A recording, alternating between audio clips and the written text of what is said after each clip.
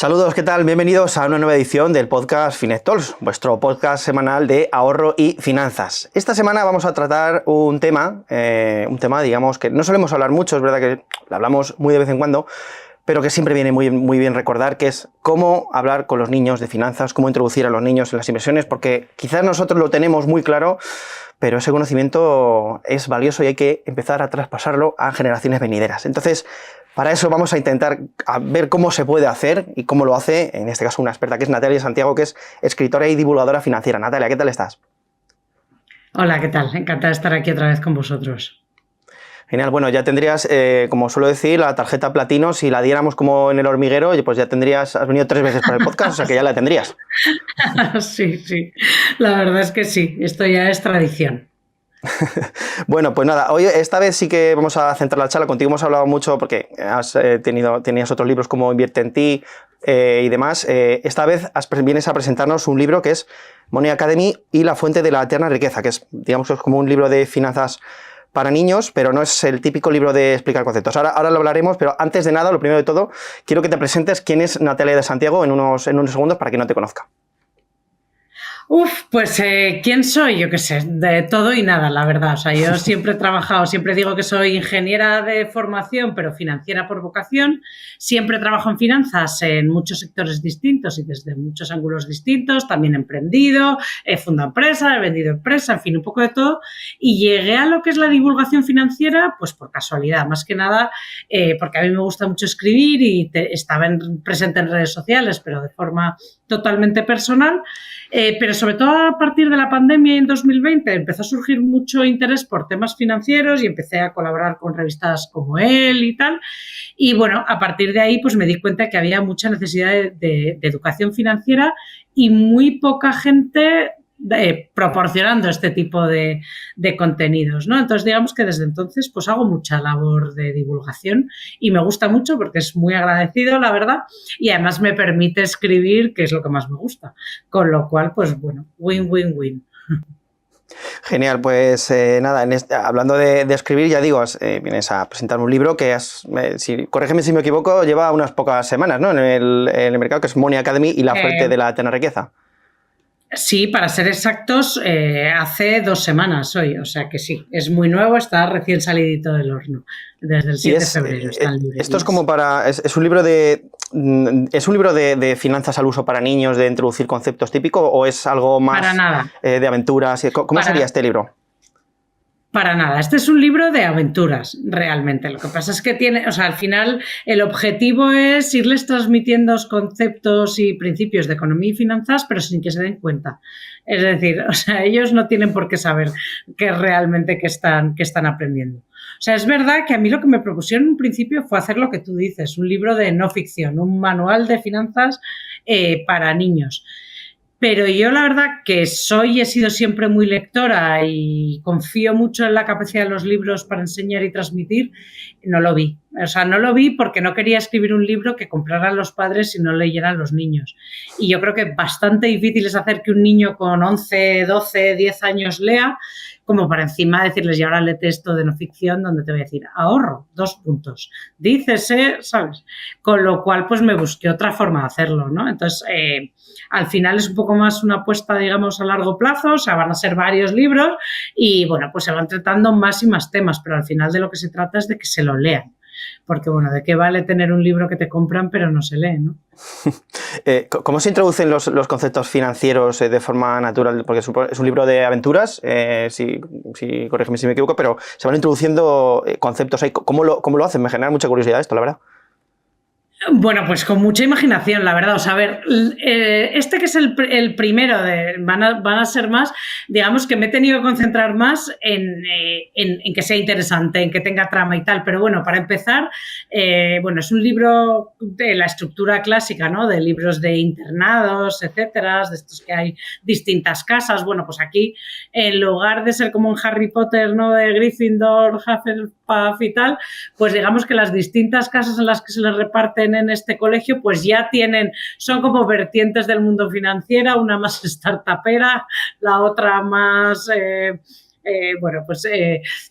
digamos, de inversor al uso, o sea que ya solo con eso y aparte los retos, las asignaturas que tienen, las dificultades a las que se enfrentan en el colegio, digamos, pues todas tienen un trasfondo financiero o de economía y al final pues se van resolviendo dudas, los niños van viendo que no es oro todo lo que reluce y que las cosas no son exactamente como parecen desde un principio, ¿no? Entonces, bueno, ya te digo que en este primero me he concentrado más también en que sea además que la acción vaya muy rápido, o sea, que vamos, que sea un libro de aventuras que les mantenga enganchados y bueno, y aprovecho para ir soltando cosas y a medida que pasan los libros, pues cada vez puedes soltar más porque ya saben más. Y bueno, es un reto, pero es muy divertido. Supongo que las primeras reviews serán las de tus hijas, ¿no? Que serán un público crítico fuerte. Sí. ¿Cómo han sido esas primeras críticas? Sí, bueno, bien. A ver, yo es que además entre mis hijas tengo muchas disléxicas, con lo cual me cuesta mucho que lean. Pero bueno, la segunda, que fue la primera que se lo leyó, le gustó mucho, pero es la más lectora también. Y las otras están bastante enganchadas, lo que pasa es que leen mal en español, la verdad, las que son más pequeñas, porque leen más en alemán y les tengo que ayudar un poco, pero bueno, ahí van y les está gustando. Bueno, vamos ya, si te parece, a hablar un poco de cómo iniciar. Claro, yo no soy padre, ¿vale? Entonces, ya, como te he comentado antes, de empezar la entrevista, voy a intentar ponerme en la piel de un padre que quiere lo mejor para sus hijos y, claro, quiere transmitirle unos conocimientos pues, de que el ahorro es bueno a futuro, de una planificación financiera y tal, pero ¿cómo se hace eso de un inicio? O sea, sientas al niño en la mesa y le dices, mira, te comento, lo vas introduciendo a diario en conceptos. ¿Cómo se hace esos primeros pasos?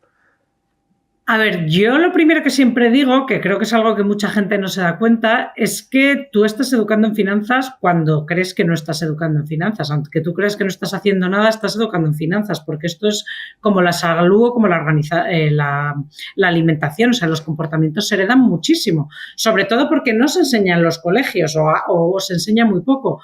Con lo cual, lo primero es ¿cuál es tu relación con tus finanzas, tú y tu relación con el dinero? O sea, estás transmitiendo tus hábitos desde el momento en que no te das cuenta.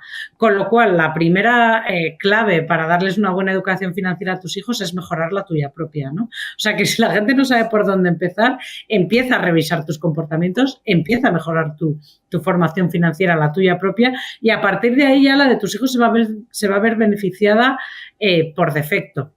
Y luego también una cosa que no nos solemos dar cuenta es que en general los niveles de educación financiera de las mujeres son más bajos porque nos da como más respeto este tema, no porque seamos menos capaces, sino porque nos da menos respeto, pero las mujeres estadísticamente siguen dedicando más horas a la educación.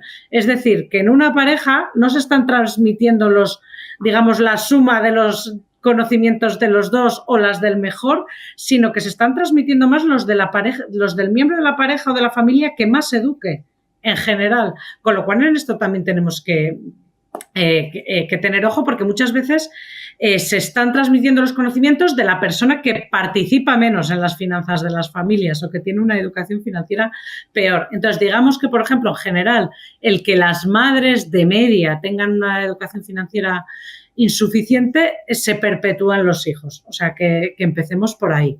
Y luego, una vez que a lo mejor ya decimos, oye, no, yo mi vida financiera la tengo solucionada, yo estoy perfectamente formado, pero ahora me gustaría hacerlo un poco más proactivamente con mis hijos y brindarles la mejor educación financiera posible, yo creo que siempre hay que mirarla abordarla desde dos lados, ¿no? Uno es los hábitos financieros, como si dijéramos eso, el ahorro, el saber posponer la gratificación, ¿no? Y no todo siempre ese chute de dopamina de la gratificación instantánea, que son los niños con las redes sociales, etcétera, cada vez les cuesta más. Lo de decir, venga, voy a hacer este esfuerzo hoy para un beneficio futuro. Ese tipo de cosas que son muy de hábito, eso se puede empezar desde muy pequeño y además no hay que volverse loco. O sea, con cosas como la paga, la hucha, o sea, los instrumentos de toda la vida nos valen perfectamente, son muy útiles y funcionan fenomenal. O sea, empezar a distinguir capricho de gasto normal, empezar a inculcar eso de, oye, es que si tú quieres esto que es un capricho y además es caro, pues a lo mejor vas a tener que ahorrar, ¿no? Durante X tiempo. Empezar a inculcar eso, cosas, los hábitos de planificación, de ahorro, etcétera, es muy fácil y se puede hacer, o sea, muy fácil, no es muy fácil, pero se puede hacer con herramientas sencillas y desde muy pequeños. Eso, con la hucha, con la paga, con no darles todo, que tenemos también mucha tendencia, primero, a proteger mucho a los niños de hacerles vivir como en un mundo en el que no existe el dinero, ¿no? O sea, en el que es todo el Ratoncito Pérez, los Reyes Magos, o sea, como que todo se consigue por arte de magia, ¿no? Bueno, pues un poco no, hay cosas que se consiguen con esfuerzo, digamos. Y luego hay otra vertiente de la educación financiera que es igual de importante y esa sí que se nos olvida muchísimo, que es la formación más en economía o en actualidad o en estar en este mundo, perdón, y el aprender a manejar conceptos complejos. O sea, tenemos que ser conscientes, primero, de que el sector financiero, la economía y las finanzas son cada vez más complejos. Es decir, está cada vez más ligada a sectores como la tecnología, como la inteligencia artificial, va cada vez más rápido, es cada vez más global, con lo cual cosas que puedan estar pasando en China te están afectando en España. Eso, desarrollos en una tecnología X pueden tener un impacto directo en tus finanzas, en tus planes, en tus inversiones. Entonces, yo creo que empezar a educar primero, en que no tengan miedo a la complejidad, o sea, en que se empiecen a acostumbrar a enfrentarse eso, a todo este tipo de interrelaciones y a todo este tipo de complejos y de sectores que parecen eso, muy complicados pero que al final los tienes que entender. O sea, yo creo que cualquier niño de hoy en día no puede crecer sin saber qué es la inteligencia artificial, sin saber qué es el blockchain, sin saber cómo se conectan los mercados. Y el mundo financiero es cada vez más complejo y, por otro lado, cada vez tiene un peso mayor en la economía y en la sociedad, ¿no? Con lo cual yo creo que eso es muy importante y esa es una de las cosas, quizá uno de los objetivos que yo me he planteado más con este libro, ¿no? O sea, el ayudarles a ver primero que no es todo tan evidente como parece, que hay que aprender a rascar y a buscar los fundamentos de las cosas, ¿no? A entender cómo funcionan las cosas por principio y cómo se relacionan unas con otras, ¿no? O sea, como cosas que aparentemente a lo mejor no están relacionadas, sí que están relacionadas al final, ¿no? Y para esto, pues yo creo que es muy importante que los niños lean mucho, no necesariamente finanzas, pero que lean mucho, que lean variados, que sus... que consuman contenido de calidad y no solo TikTok de bailes, sino también y empezar a hablar con los niños y a exponerles a temas de actualidad, a otro tipo de información, a hablar de temas que a lo mejor no son los típicos de sobremesa tampoco. Claro, la teoría yo la escucho y claro, evidentemente pues más o menos la podemos tener clara, pero digo, no tengo, pero me imagino en el momento si algunas los tengo, que esa gratificación instantánea de la que has hablado, si en algún momento dado un abuelo le da una paga, porque esto pasa siempre, que los abuelos son los que, siempre suelo decir, el abuelo mima, el padre es el que educa. Si el abuelo da una paga, ¿cómo se le transmite a un hijo decir, oye, mira, este dinero a lo mejor quizás no te lo tienes que gastar todo en chucherías ya, sino que puedes ahorrarlo sin que, claro, a la vez, por otro lado, te vas a ganar una pataleta, supongo. ¿Cómo inculcas...? Y tampoco puedes meterle a el Excel a planificarle cada paga de tal. Entonces, ¿cómo haces para inculcar ese valor del ahorro en pequeños bichos que ahora mismo lo que quieren es gratificación instantánea porque no saben otra cosa? Pues dos cosas. Uno, primero, yo soy partidaria de llevar a los niños un poco al límite de dinero, o sea, de tenerles un poco... No, quiero decir, es que si les das una paga súper generosa que nunca va a significar que tengan que hacer ningún tipo de sacrificio, pues... no vale de nada, ¿no? Es como tener un cheque en blanco. Quiero decir, yo siempre intento darles un poquito menos de lo que de verdad necesitan, digamos, ¿no? Para que obligarles así a hacer cábala. O sea, yo soy de corte rata con mis hijas, digamos, punto número uno. Y luego, cuando son pequeños, ir aumentando el número de cosas que tienen que pagar ellos de su paga o de su bolsillo, de sus ahorros, ¿no? O sea, cuando son muy pequeños, pues empiezas por las chucherías, ¿no? O sea, lo completamente superfluo, con lo cual, si te has gastado el dinero que te ha dado tu abuela en chucherías, pues entonces vas a quedarte sin chucherías una temporada hasta que vuelvas a tener, ¿no? Y luego ir aumentando la cantidad de cosas que van pagando ellos de su dinero. para que la necesidad de planificar sea mayor, ¿no? O sea, porque eso, pues si te quedas sin dinero para chucherías, pues no pasa más, pero cuando ya empiezan a querer hacer planes, si te lo gastas todos de golpe y de repente quieres ir al cine y, uy, para el cine ya no tengo, ahí ya duele más, ¿no? O sea, ahí ya les obliga un poco a empezar a planificar sin darse ni cuenta.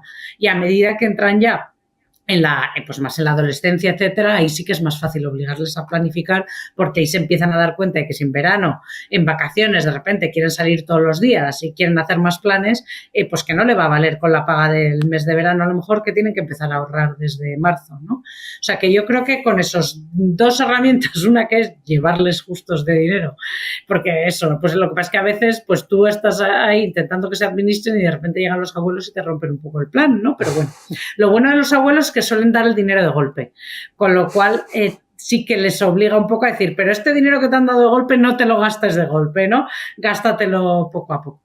Pero yo creo que con eso ya empezamos no es tan difícil empezar a hacer que se administren y luego eso, ir aumentando la cantidad de cosas que van pagando ellos de su dinero. Y si luego ya empiezas a incluir cosas como el móvil y otro tipo de gastos más recurrentes y tal, pues se van sofisticando, o sea,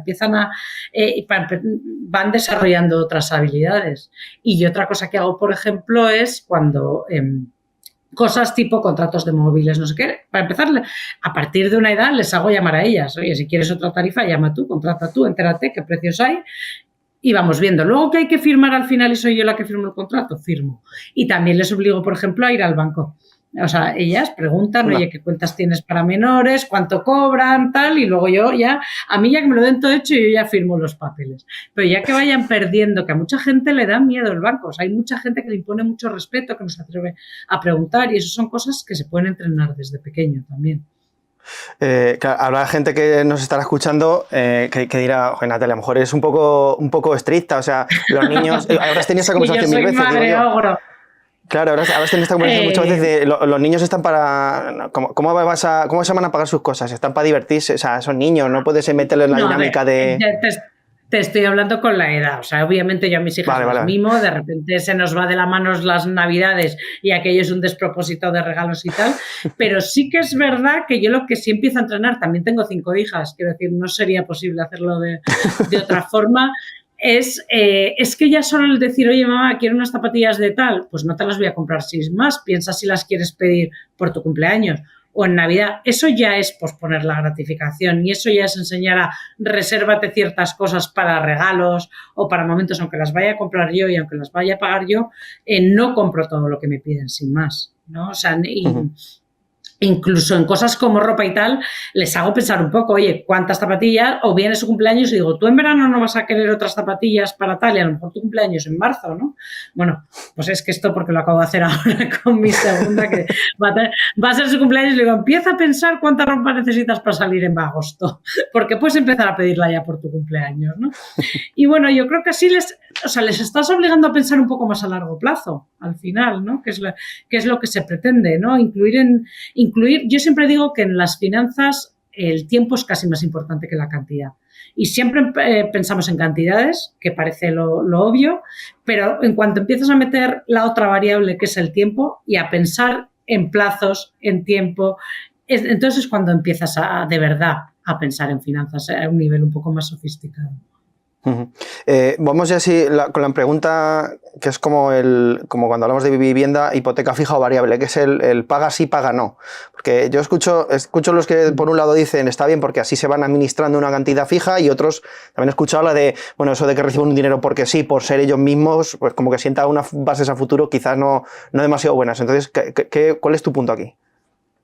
Uy, yo soy súper partidaria de la paga, la verdad. Me parece lo que te decía, como la hucha, una herramienta muy útil y eso, es un poco una simulación del futuro, ¿no? De cuando empiezas a tener unos ingresos por lo que sea. Es verdad que se la das porque sí, pero bueno, sí, yo la verdad es que sí que soy partidaria de la paga. Como digo, soy partidaria de una paga tirando a mal pagada, no sé, yo soy como jefa de mis hijas, soy mala pagadora, Pero sí, y lo único es eso, pues que a las pequeñas la paga es puramente para caprichos. De hecho, la más forrada de mis hijas es la pequeña, porque bueno, porque no se compra mucho capricho, pues está forrada.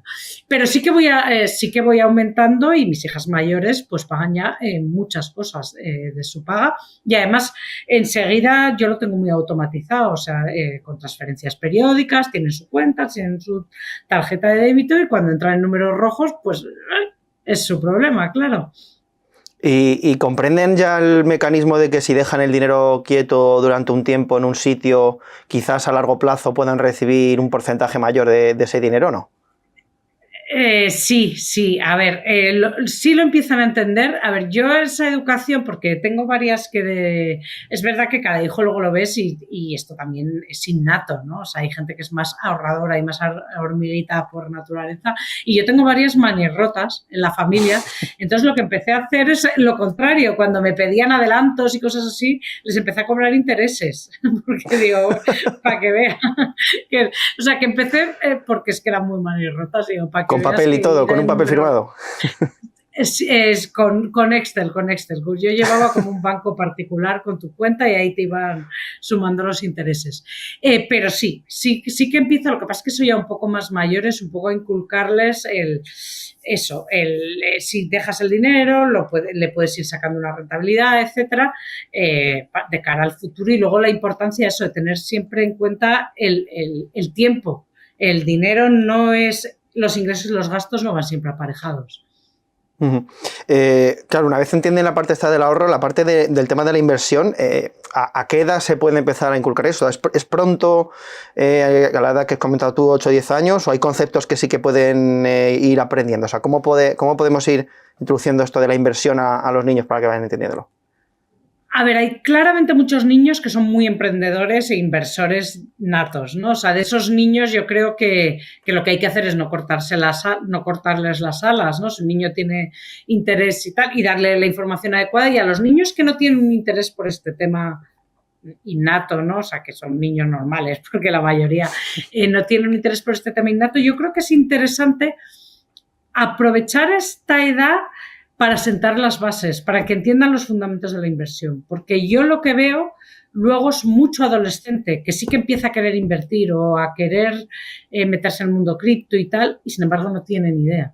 Es decir, no sabe. Entonces yo creo que sí que es interesante de pequeños, antes de que les entre ya, de que se vayan a hacerse su primer wallet y a empezar a tal, que entiendan los fundamentos, ¿no? O sea, que entiendan lo que es el blockchain.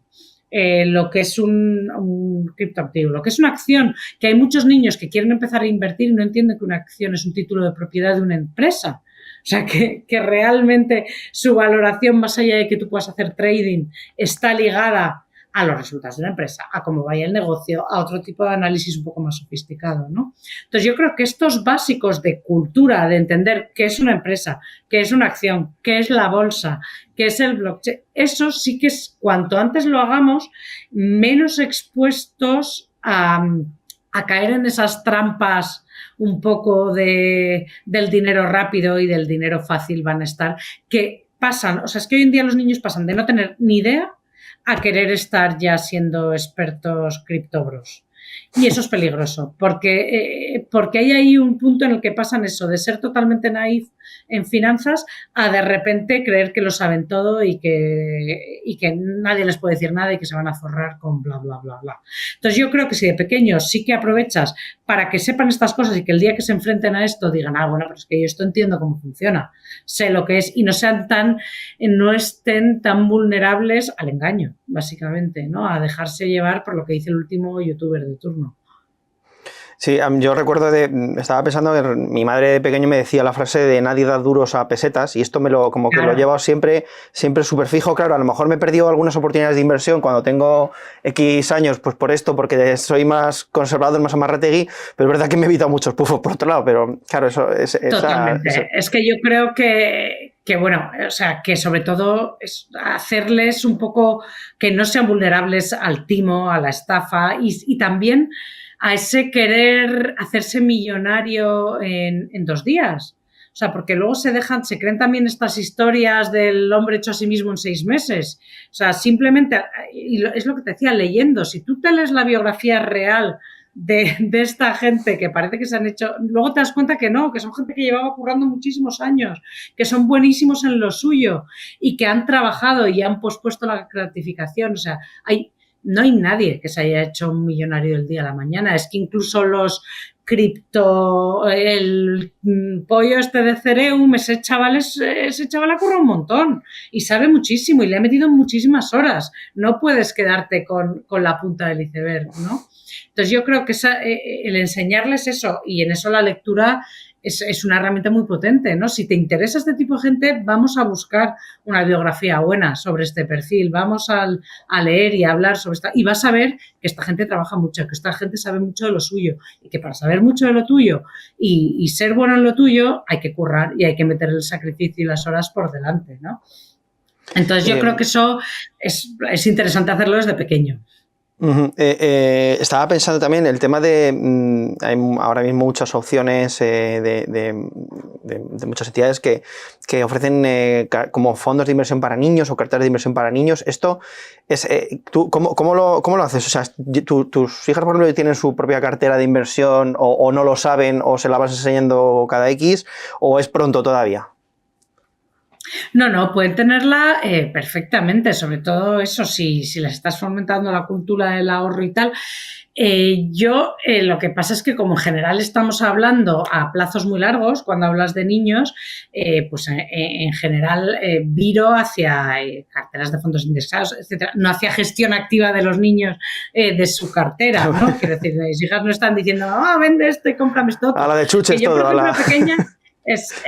yo de pequeña era un poco más así porque era un poco más friki, niña friki de querer enterarme y mi padre me dejaba, pero a las mías más o menos les he explicado un poco, mira, a largo plazo tienes la gestión pasiva, puedes ir metiendo aquí, va tal, o sea, ese tipo de cosas sí que puedes empezar. Y si luego tienes un niño que de verdad tiene interés, una vez que se aprenda los fundamentos y que entienda lo que está haciendo y tal, pues ¿por qué no puede gestionar su cartera así con poquitos? ¿Por qué no? ¿No? O sea, no le veo ningún problema tampoco. Y que entiendan esa tolerancia, ese riesgo. Que entiendan el riesgo tiene que ser también complicado, porque que entiendan que pueden perder dinero con las inversiones, esta será la parte menos agradecida de enseñar.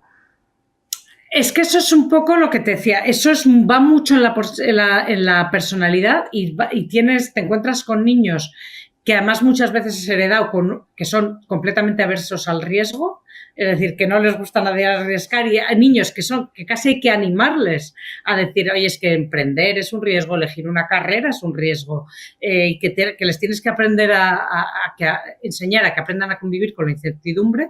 Y luego tienes el otro tipo de niños, yo además tengo de las dos, que tienen... cero miedo al riesgo y a ese tipo de niños les tienes que explicar lo contrario. El riesgo no está mal, pero lo tienes que entender, tienes que aprender a minimizarlo, hay estrategias, o sea, que hay, y lo que te digo, yo creo que para dar este tipo de educación a tus hijos, que va a depender un poco del tipo de niño que sea, lo más importante es que hagas ese ejercicio previo contigo, que entiendas cuál es tu actitud frente al riesgo, que probablemente tus hijos la hayan heredado en gran medida, o al contrario, les haya dado por ser lo opuesto a ti, porque les parezcas lo peor, y tú también formarte en riesgo, que hay mucha gente que no tiene una educación suficiente en lo que es el riesgo y cómo se gestiona. Y luego la parte, que has dicho, la parte contraria, esta yo digo, a mí me han enseñado a lo del ahorrar, pero lo que dices tú, no me han enseñado la parte de que si dejo el dinero en mi huchita, bueno, es que a 10 años tengo menos dinero. Claro. Claro, sí. Yo en los libros, lo que pasa es que eso no es en el primero, pero en otro que ya estoy escribiendo, lo de la inflación y cómo pierde valor el dinero es importante, sí. Y lo he hecho de una forma un poco dramática, muy de aventura, pero sí, eso es importante. Y importante que lo vean desde pequeños y que lo entiendan, ese concepto. Y ese concepto hay que explicárselo. Y además yo creo que la inflación es un concepto al que te tienes que enfrentar muchas veces en la vida, o sea, que no porque te lo expliquen una vez acabas como de interiorizarlo realmente, o sea, que es importante, que es una cosa que se lo vayan recordando, que la vayan viendo desde distintos aspectos, que lo hables en casa, que que lo vayan viendo porque realmente lleva un tiempo. O sea, todo el mundo sabe lo que es la inflación en teoría, pero muy poca gente es verdaderamente consciente del impacto que tiene. O sea, es como, yo veo un concepto que hay como que reforzar y recordar y machacar sobre él, digamos. Bueno, antes de finalizar la entrevista te tengo que hacer la pregunta, lo siento, pero no te vas a escapar, aunque seas invitada a Platino, que es, esta temporada estamos preguntando, si tuvieras que invertir en algo que creas que pueda ir bien o funcionar bien de aquí a 10 años, ¿qué sería? Por supuesto, si es una recomendación de inversión, claro. Pero bueno, yo es que en esto, a ver, una cosa es en lo que yo invertiría sectores que a mí me gustan personalmente, ¿no? Pero yo tengo muchísima tolerancia al riesgo. O sea, a mí las cosas que me gustan, claro. Soy capaz de invertir con un nivel de riesgo enorme. Entonces, en ese sentido, yo creo que ahora hay mucha oportunidad precisamente porque está bajo, digamos, o sea, creo que hay mucha oportunidad en educación con inteligencia artificial, precisamente porque ChatGPT y estos ha sido una disrupción enorme en el sector y digamos que ha sufrido después del alto de la pandemia a nivel startup y a nivel tecnología. Bajó. Y creo que ahí van a salir cosas muy interesantes y que es un espacio en el que se pueden hacer cosas muy buenas y muy nuevas y que ahora en teoría está relativamente barato, como quien dice, o sea que puede haber cosas nuevas que salgan ahí muy interesantes, pero eso porque es un sector que a mí me gusta y que me interesa y del que, bueno, por razones X me he metido y si no, yo es que a 10 años estoy invirtiendo también mucho en mis hijas, o sea, en el futuro de mis hijas, en que sean independientes. O sea, mi estrategia es que no me sigan costando dinero dentro de 10 años, sino que sean personas que me paguen ellas a mí, no yo a ellas, vaya. O sea, estás construyendo un futuro y un poco lo que has comentado, siendo un poco rata con las cosas del presente. La verdad es que es una estrategia, bueno, curiosa, pero la verdad es que efectiva si queremos pues eso, tener un futuro con... Y más en tu caso que has dicho que tienes unas cuantas. O sea que...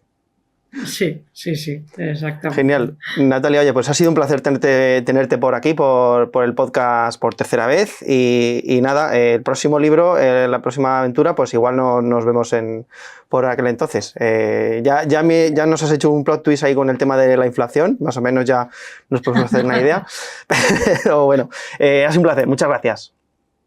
Gracias a vosotros, un placer. Hasta luego.